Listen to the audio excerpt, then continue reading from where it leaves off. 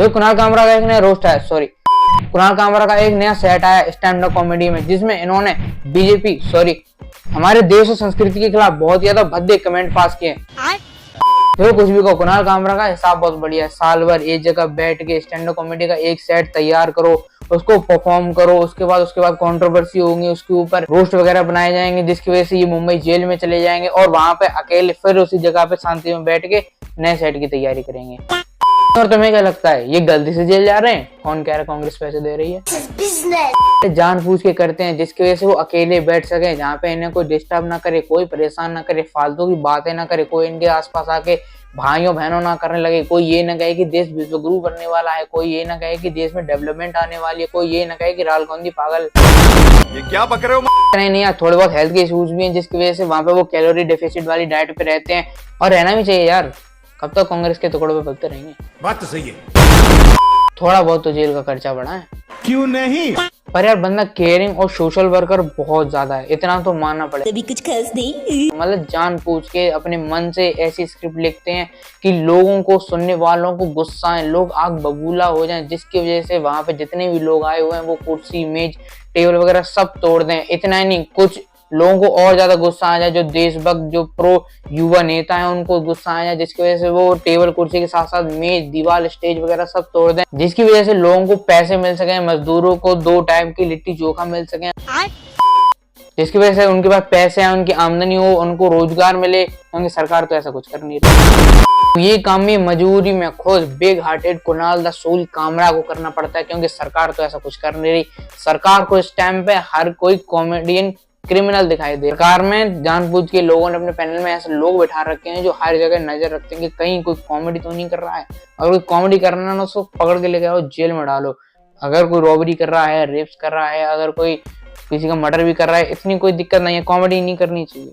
Comedy बहुत ज्यादा खराब है, कल्चर खराब हो जाएगा, संस्कृति खराब हो जाएगी, बाकी सब बढ़िया है। कोई कुछ भी करे, कॉमेडी नहीं होनी चाहिए। और जहां तक मुझे लगता है पिछले जन्म में कुछ तो बुरा हुआ है, कुणाल कामरा ने कुछ तो खराब किया है, वकील वगैरह की या फिर तो पैसे चुराए हैं, फीस वगैरह मारी है, कुछ तो बुरा किया, या फिर इसी जन्म में किसी बहुत ही पुराने महान वकील के बारे में उल्टा सीधा कहा है, जिसकी वजह से बहुत ही ज्यादा वकीलों का जो है कलंक लगा हुआ है इनके ऊपर। नहीं मतलब ऐसे कैसे हो सकता है कि किसी बंदे की 100 की आधे से ज्यादा फीस तो वकील की फीस देने में चली जाती है। तो राज में कांग्रेस के हेडक्वार्टर में कुछ तो गलत हो रहा है, जहाँ पे ठाकरे गांधी परिवार सब आ रहे हैं, राहुल गांधी वगैरह आ रहे हैं, और इनको चरस की नशे में धुत करने के बाद लोगों से स्क्रिप्ट इनकी लिखवा रहे हैं कि अरे यार कुछ तो ऐसा लिखो जिसकी वजह से बीजेपी की बेइज्जती हो जाए, मोदी को एक्सपोज कर सकें, कुछ तो ऐसा कॉमेडी करो जिसकी वजह से बीजेपी की बेइज्जती हो जाए, उनको नीचा दिखा सकें, क्योंकि खुद के पास तो ऐसा कुछ है नहीं। अरे यार अगर सीधी सीधी स्क्रिप्ट लिख दी और अच्छे खासे जोक लिख दिए, फिर नहीं मतलब सोचो, ऐसा क्या पता सच में रात में हो जाए कि एकदम से कुणाल कामरा के पास 3-4 लोग रात में आते हैं, उद्धव ठाकरे, राहुल गांधी और उनके घर वाले सब आते हैं,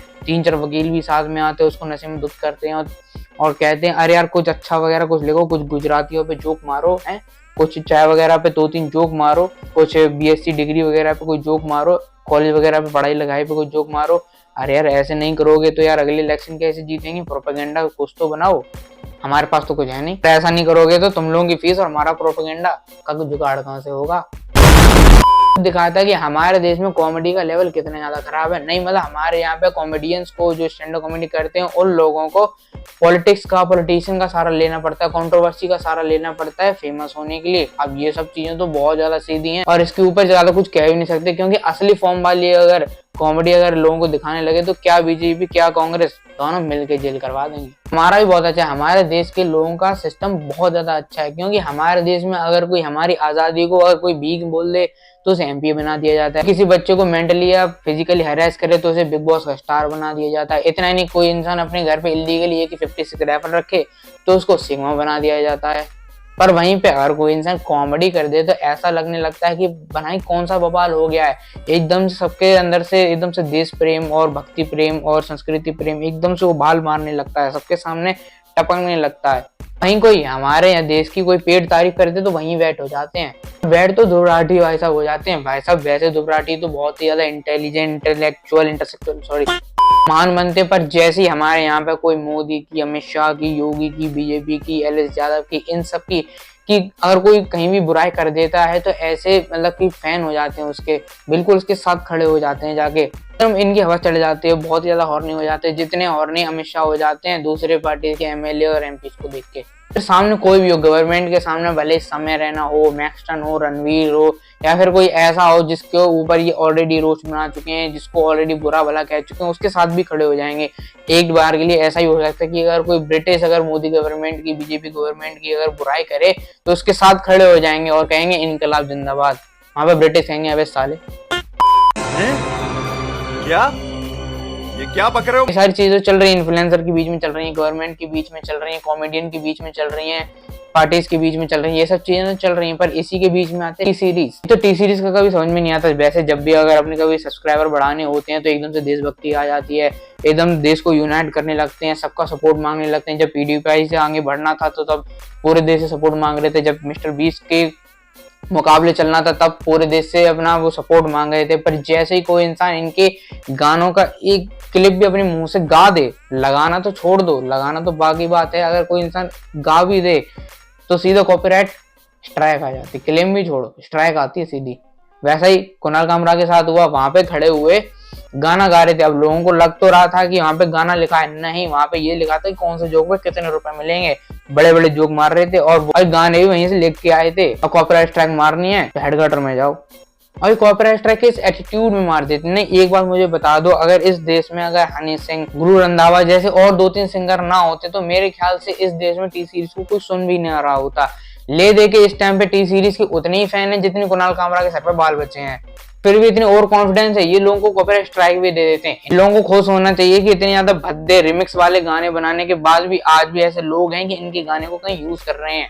वो तो भला मानो रोज पैर छुआ करो हनी सिंह वगैरह का, गुरु रंधावा का, नेहा कक्कड़ का और ऐसे बॉलीवुड स्टार्स का जो तुम्हें अपने गाने दे देते हैं बनाने के लिए, ऐसे सिंगर्स का जो अपने गाने तुम्हारे पास लेकर आते हैं। वरना टी सीरीज जितनी भद्दी कंपनी, टी सीरीज को इंसान जितना भी प्यार करता था वो गुलशन कुमार के टाइम पे ही किया करता था, उसका कोई टी सीरीज को बिल्कुल भी नहीं चाहता।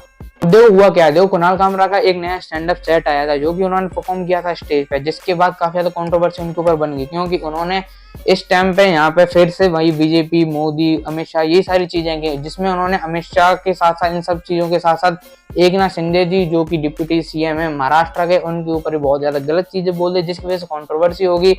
शिव सैनिक और जितने भी आरएसएस के और बाकी जो सपोर्टर्स थे बीजेपी के वो वहां पे चले गए और इन लोगों को मारने कूदने लगे, कुर्सी वगैरह तोड़ने लगे। तो ये सब चीजें कॉमेडी पे नहीं होनी चाहिए। पर कुणाल कामरा को भी मालूम है, ना ही उन्होंने जो कुछ कहा था वो कॉमेडी थी और ना ही वो जोक्स मारने के लिए आए थे। ये जो कुछ भी कहते हैं वो पर्सनल हेट ही होती है और लिखित स्क्रिप्ट आती है पूरी पीछे से। क्योंकि मैंने आज तक ऐसे इंसान को नहीं देखा जो स्टेज पे चढ़ के लॉजिकल हेटिंग निकाल रहा हो। और इतना तो हर कोई इस देश में जानता है कि लॉजिकल हेट का कभी सीधा जवाब मिल नहीं सकता, यही आंसर होता है लॉजिकल हेट का। अगर यहाँ पे जोक मारे होते तो इंसान 2-3 हंस जाता, थोड़े बहुत इंसान मुश्किल लेके क्या पता एकनाथ शिंदे भी अपने ऊपर जोक ले लेते। पर जो हेटिंग होती है उसका कोई, इसका कोई हिसाब किताब नहीं होता कितना बड़ा आंसर इसका मिल सकता है।